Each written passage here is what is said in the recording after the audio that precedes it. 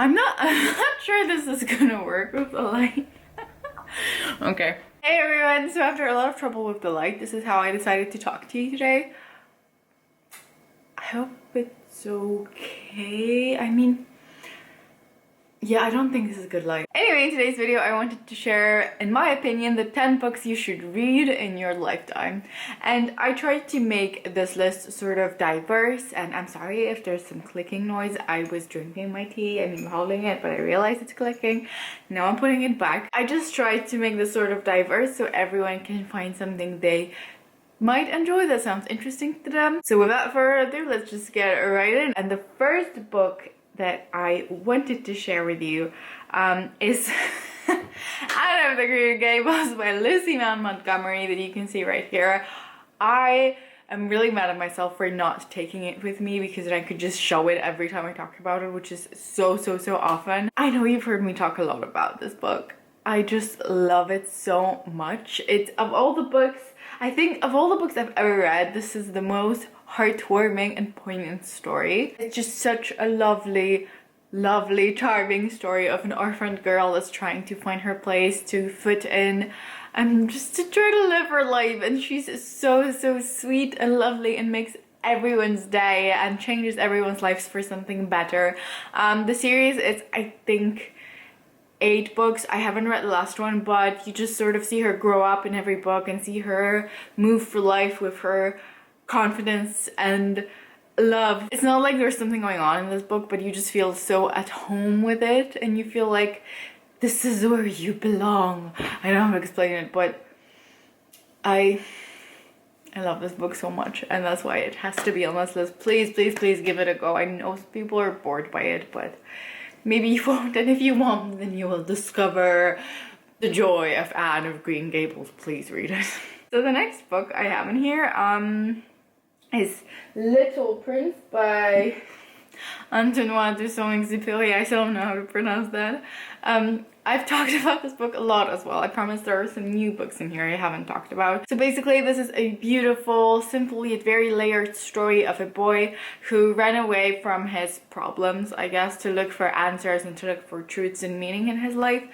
He came across a pilot. They formed a sort of friendship, and they taught each other a lot about life, about love, about friendship. It's a very poignant book with a lot of meanings and interpretations, and every time you come back to it, you'll probably find something new, which is why I love it so much, because it's, I wanted to say, it's like Netflix, you come back and there's always something new, but I'm gonna use Treasury. And every time you come back and read this book, which is very short, by the way, you just end up discovering something new, and maybe something that speaks to you right now and can comfort you and help you. So highly recommend this one. Next up, we have The Giver.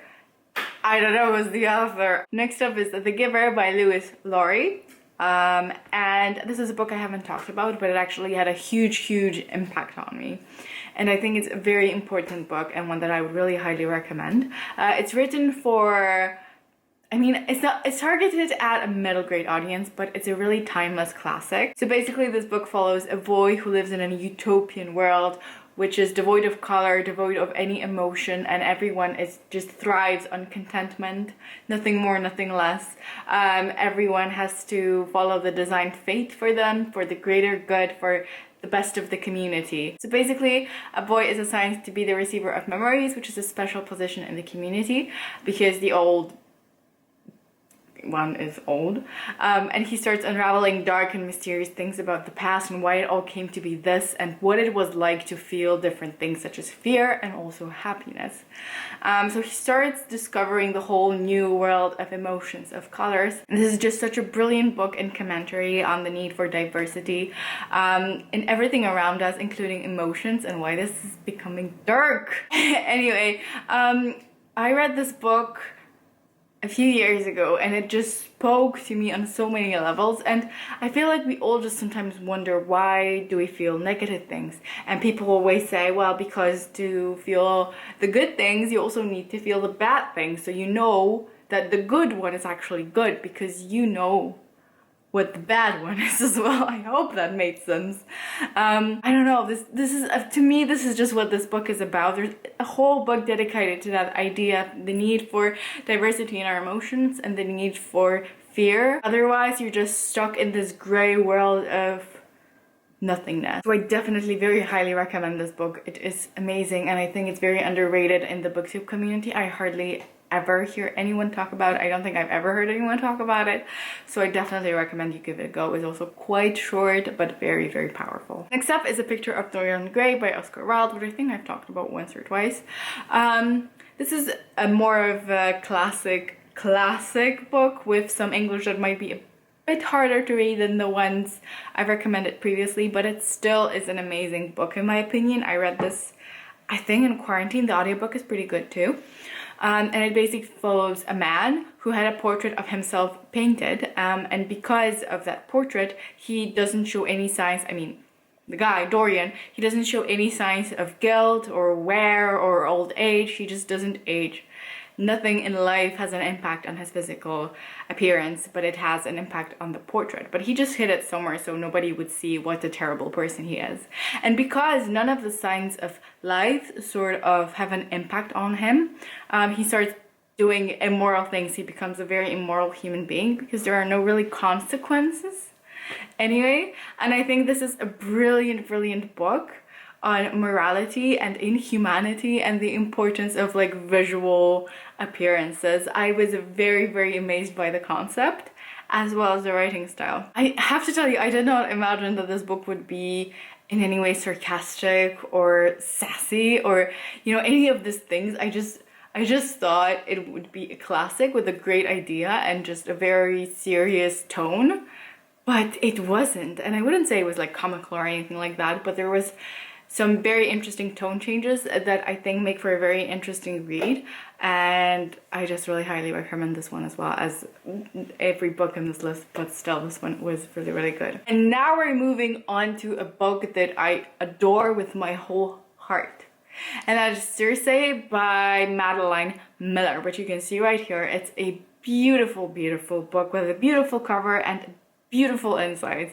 It follows the story of Circe, who is the daughter of Helios, and she was born in a family of gods, but she doesn't really fit in, and because of that she starts seeking understanding among human beings, which leads her to discover witchcraft. And one day, really desperate and tired, she casts a dark spell, because of which she is sent and exiled to a very lonely island that she cannot leave, and things are looking really miserable. But Circe is strong. She's independent. She's creative, resilient, and she somehow manages to push through. Throughout her time on this island, there are multiple people, I mean human beings, who are lost on the sea, as well as gods are visiting her because they're just so drawn to her sort of power and inner strength. And I think this book is just so beautifully written. The writing style is absolutely amazing. It's sort of poetic in a way, so if you don't like, you know, that sort of kind of poetic writing style, very emotional for sure, then this is something that could make you not want to pick up this book. But other than that, if you like this sort of writing style, if you like Greek mythology, it's such a perfect combination. It's a story about resilience and humanity and inhumanity and inner strength that I highly recommend to any Greek mythology lovers. Next up, I have not the first fantasy, but I have A Darker Shade of Magic by V. Schwab. And if you thought I'm not gonna include a V. Schwab book here, then do you even know me? Of course I'm gonna do that. I love V. Schwab. I adore every and each one of her books, and this one just had to make its way on this list. I think it's a brilliant YA. It's not a YA. I think it's a brilliant fantasy book. If you don't know what it is about, basically there are 4 different alternate Londons, and there are few people who can travel between them, and one of them is the son of the king of Red London, and he smuggles an object from Black London, which was plagued and is dead and is blah. There's like no life in there, and he smuggles an object from that, and things are going very wrong from there. The characters are fantastic, and the writing style of V. Schwab is so comforting and at the same time packs so many emotions,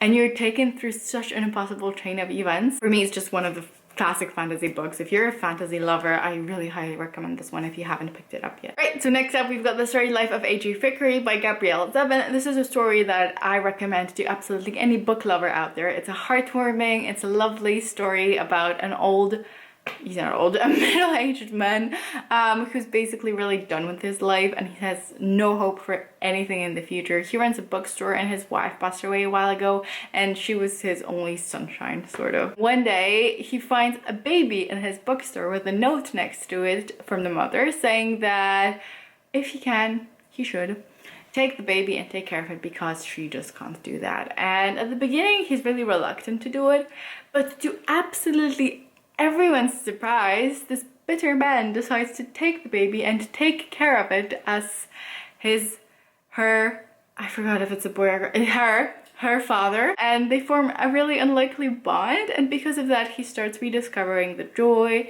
love, passion and happiness in life, and it's just such a heartwarming book. It's so lovely to read and I really, really highly recommend it. Moving on to the next one, and that is The Alchemist by Paulo Coelho, and I feel like I read that very wrong.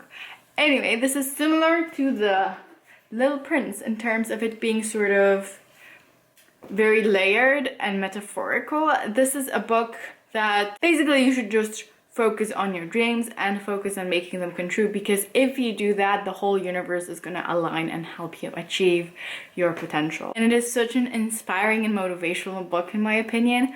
You follow this boy as he travels from Spain to Egypt over years and years as he's trying to discover his own destiny and what is happening, and the ending is just so good and I just really highly recommend this one. And now we're moving on to a book that I had not expected myself to put on this list, and that is Animal Farm by George Orwell. Unfortunately, I don't have my really pretty copy with me here. I read this book this year and I was so amazed at the brilliance of it. Now, I'm not really into history, meaning I don't know so much about the Soviet Union. Basically, this is a brilliant commentary on communism and on the dictatorship and totalitarianism that has formed in the Soviet Union during the, I think it's up to the revolution in 1917 and then like some years later after that, sort of. Oh my god, I feel like all the history people who know things are gonna judge me now. I'm sorry. I did some research, but not much. And it basically shows the working class, how it's manipulated by the ruling class to get the best out of it. And it follows a bunch of animals on a farm. They have an owner who's a drunk and basically they decide to drive him out because he's oppressing, he's bad, he's a terrible human that literally tortures them and treats them awfully. So they drive him away and they form their own union with two leaders, pigs, who appoint themselves as leaders, and they make a bunch of, what do I call them, rules to help everyone coexist with each other. But as time passes, these rules fade away completely and are manipulated with so that it fits one of the leaders. So there's a diversity of characters in the face of a revolution that goes full circle and ends up being exactly what it was trying to defeat. Just please read this, please read this. It's genius. And last but not least, I was debating, should I put this in here? Because I do not agree with the author's transphobic posts and ideas.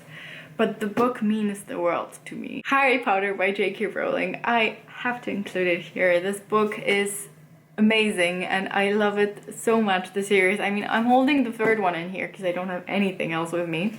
But I just love this story so much. I'm sure you all know what it's about. Boy who finds out he's a wizard and goes to school. It's heartwarming, it's lovely, it's so well written and so well thought through. The characters are to fall in love with and the plot is just so engrossing and captivating. There's so much comfort that I find in these books that I cannot not mention them here, and I do not encourage supporting J.K. Rowling, but I think this book has done a lot of good in people's lives and it has changed people's lives for the better, so I still highly recommend it because I think it's an important book that we just can't erase. So I said what I had to say. Maybe you can find a way to read it without paying for it legally. Library? Yeah, I don't know. So that's it for the top 10 books that I wanted to recommend today. I hope you enjoyed this video and you maybe are more inclined to pick up one of these reads. I really highly recommend every single one of them, so whatever you go with, I'll be extremely happy. I hope you're doing all right. I'd be really happy to know what books what book you think I should have included in this list, in your opinion, something that you've read that you think should be on the top 10 books to read in your lifetime list. Love to hear that. And I hope to see you soon, and hope you're having a lovely day and stay safe. Take care. Bye!